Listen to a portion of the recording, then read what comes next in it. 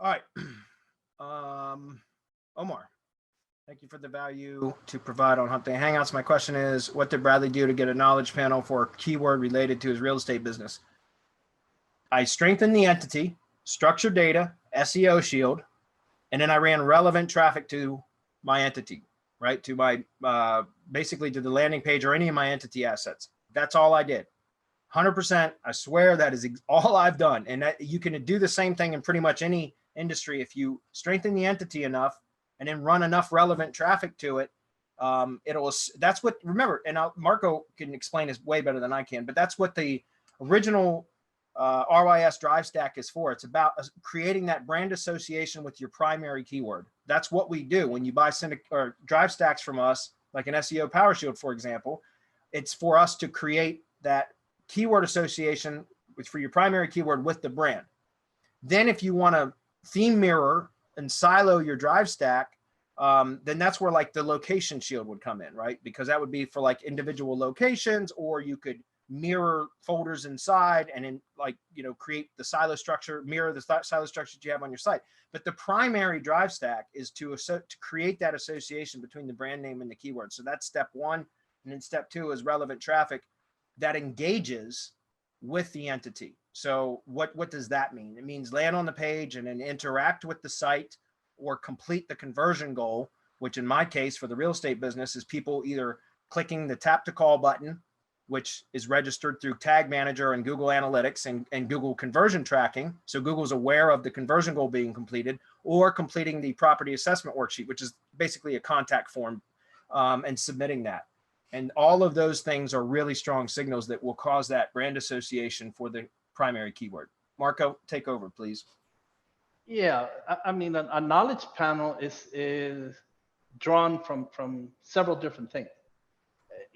Google goes out and tries to find anything it can about you being let's call it your entity, whatever it is that you're doing on the web, your thing on the web. So Google will go out and pull all of the information that it can from all of these different sources.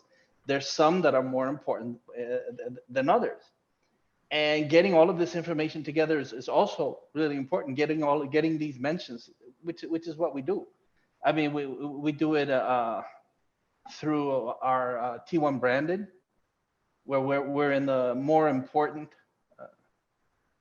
Web 2.0 and social media platforms that there are. So we're there. We associate it through our structured data. We feed the bot the information. We loop the bot in organizational information. Then we reinforce the information with something like Press Advantage and that media center where all the organization information is there. And Google starts recognizing the trust and the authority and all of the relationship, of course, it's the semantic web. All of the semantic relationships that you've created for your thing on the web. So it's not just about Wikipedia, although you could do it with just Wikipedia, but it's very difficult. All right, so I call it like this. It's almost impossible for Joe to get into Wikipedia because there's nothing to back up Joe the plumber. But Larry the cable guy can get into Wikipedia because now we're talking about a comedian, actor, guy that wrote those stupid Christmas songs. All this stuff coming together is what creates this knowledge panel. So yeah, branded searches will of course influence all of this, but giving Google as much information as possible about your entity is what actually brings this all together so that you can have a knowledge panel about your thing. You're trying to become the best answer for the entity. For example, with Bradley, it's in the sell land or buy land or in real estate. And so he's looking to become the best entity in that niche. And one of those things is you pull up a knowledge panel when you do enough of it. Yeah, that's it. And so I just pulled this up just to show it. And guys, that's what I'm saying. Like if we actually go take a look at the actual brand search, you'll see. I mean, I'm not hiding anything here, guys. I've been real open about this project with you guys since day one, especially in the mastermind, but even in publicly, which I don't typically do. And you can see, like, I'm not building citations at all. Not structured citations. Like I've done a few press releases, but all that has ever been done is what you can see through the brand search. You can see what's been built.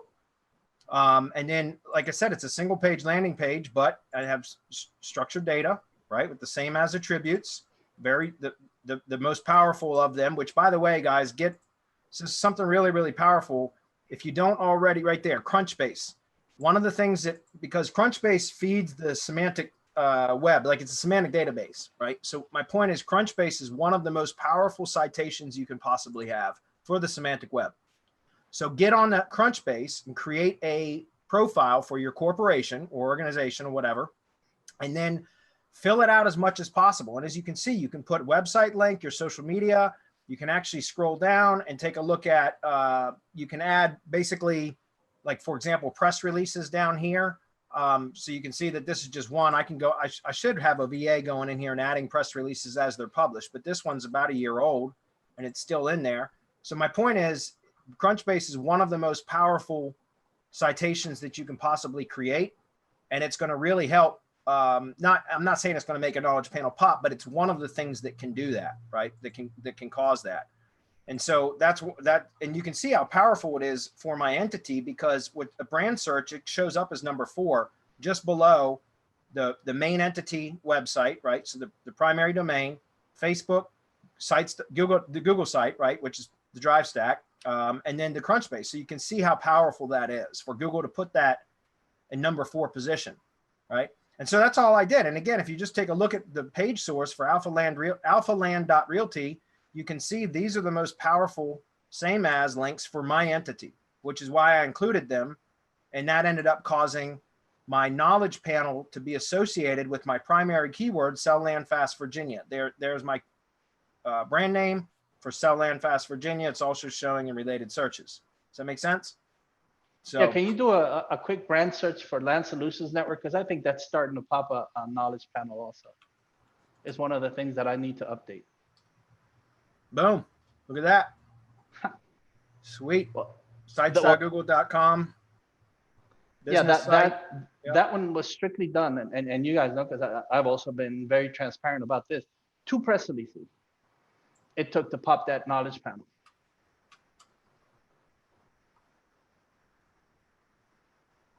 This is just there. You're actually above me for the general term now. Sell land fast. Look. But it don't work. Look at that. But yeah, it doesn't work, man. It don't work. Drive stacks don't work because Google could catch on at any minute. So. So Anyways. I did it differently than you did, because I haven't run any branded any ads branded for branding, right? I've done it. People know. If you've been in the charity webinars, that you know exactly how this was done. If you've been keeping up with the updates that I've been giving people in Facebook, in the different groups, I've been doing live streaming. I'll go on later this afternoon, because this is one of the things that I wanted to update. Is yeah, I mean, it just goes to show that there's different ways to do this. Right? There isn't just one certain way. There's different ways that you can get the same results. But I'll tell you, the key in all of this is that structured data and getting that ad ID page, looping the bot. And I think I even included a link in one of the press releases to the S3 page, if I'm not mistaken. Yeah.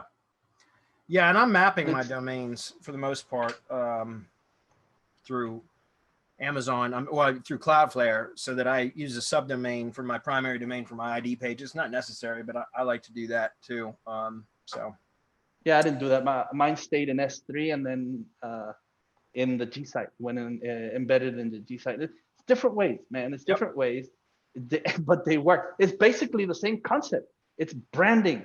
Guys, brand. I've been saying this for years, and people are just now catching on. And they're like, you know, this is like next best. This is next level. This is high level. I've been telling you for years to do this, because it's the semantic web. It's only logical for this to happen. Brand plus keyword location, brand plus location plus keyword association. We've been telling you this since, seems like forever, and people are just now catching on. If you had paid attention from the beginning, how far ahead would you be of the competition? So get to it, do this shit right, and we're showing you live the kind of results that you can get. There you go.